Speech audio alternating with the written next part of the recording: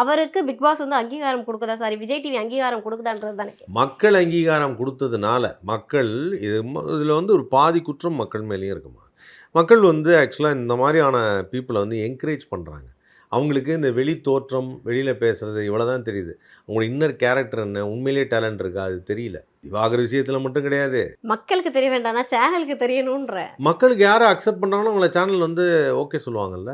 மக்களுக்கு வந்து ஒருத்தர் ரொம்ப புடிச்சிருக்கு அப்டின்னா, அவங்கள சேனல் இப்போ வந்து எல்லாருக்கும் வந்து ஒரு பர்ட்டிகுலர் ஆர்டிஸ்ட்ட புடிச்சிருக்கு அப்டின்னா, அந்த ஆர்டிஸ்ட்டோட படத்த டிவில போடுறதுல அவங்களுக்கு ஒரு சந்தோஷம் தானே. அன்னைக்கு அதுதானே அவங்களுக்கு டிஆர்பி வரும். Channels are for the people only no. அவங்க என்ன மக்களுக்கு என்ன பிடிக்குதுன்னு பார்த்து தானே செய்வாங்க. அவங்களுக்கு என்ன பிடிக்குதுன்னு பார்த்தா செய்றாங்க? இல்லையே. மக்களுக்கு இந்த மாரி சீரியல் பார்த்தா பிடிக்குது. இந்த மாரி சீன் எடுத்தா பிடிக்குது. இந்த மாரி காமெடி ஷோ பண்ணா பிடிக்குது. சமைக்கிற நிகழ்ச்சி பார்த்தா பிடிக்குது. ஏன் இதெல்லாம் இத்தன சீசன் மாறி மாறி வருது? மக்கள் பெரிய ஆதரவு குடுத்தாங்க குக் வித் கோமாளிக்கு. ஓகே இந்த தடவ இந்த மாரி ஒண்ணு பண்ணுவோம். அப்படின்னு தானே கணக்கு.